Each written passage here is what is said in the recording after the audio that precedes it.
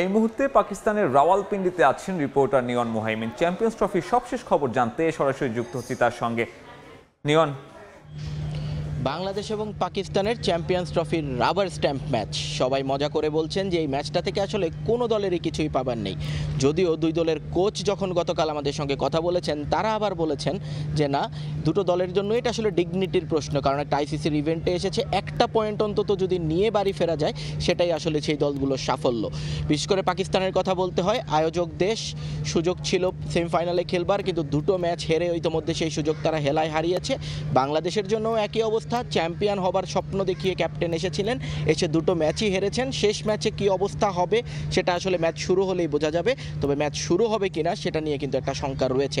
আমার পেছনের আকাশ বা দেখলে বুঝতে পারছেন, রাস্তায়ও কিন্তু এখনও ভেজা, সারা সকাল থেকেই বৃষ্টি হয়েছে। এখন বৃষ্টি কিছুটা থেমেছে, তবে সেই বৃষ্টি কতক্ষণ থেমে থাকবে সেটাই এখন প্রশ্ন, কারণ ওয়েদার ফোরকাস্ট বলছে ইসলামাবাদে দুপুর স্থানীয় সময় দুপুর 1টা থেকে সন্ধ্যা পর্যন্ত মুষলধারে বৃষ্টি হবে। সেটা যদি কিঞ্চিত পরিমাণ সত্য হয় তাহলে ম্যাচটা হবার সম্ভাবনা প্রায় নেই বললেই চলে, কারণ এই রাওয়ালপিন্ডিতে আমরা গত কয়েকদিন আগে দেখেছি সাউথ আফ্রিকা এবং অস্ট্রেলিয়ার একটি ম্যাচ হবার কথা ছিল, কিন্তু সেই ম্যাচটাও পুরোপুরি বৃষ্টিতে ভেসে যায়।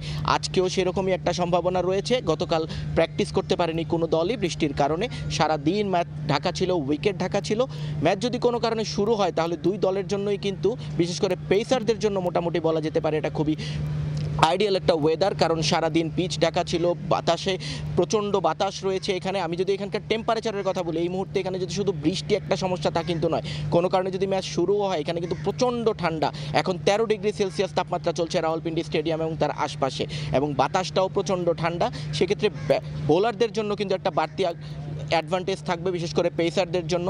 শাহিন শাহ আফ্রিদি, হারিস রৌফ এবং নাসিম, আমরা তিনজনকেই জানি মারাত্মক গতির বোলার, ছোট ছোট সুইংয়ের কাজ করতে পারেন। তাই টসে জিতলে এখানে যে দু দলের যে কেউ কোনো ক্যাপ্টেনই আসলে ফিল্ডিং নেবেন সেটা আসলে অবধারিত, কারণ গতকাল আমাদেরকে সিনিয়র অ্যাসিস্ট্যান্ট কোচ সালাউদ্দিন ছিলেন, তিনিও কথা বলেছেন। তিনি আমাদেরকে বলেছিলেন যে বাংলাদেশের পেস ইউনিটটাই এখন পর্যন্ত এই টুর্নামেন্টে বাংলাদেশকে সবচেয়ে বেশি স্বপ্ন দেখিয়েছে।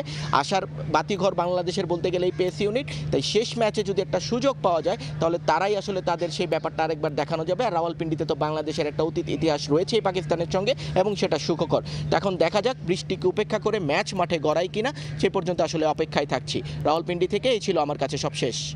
চ্যাম্পিয়ন্স ট্রফিতে বাংলাদেশের নিয়ম রক্ষার ম্যাচের আগে রাওয়ালপিন্ডি থেকে সেখানকার পরিস্থিতি জানাতে যুক্ত হয়েছিলেন সহকর্মী নিয়ন মোহাইমিন।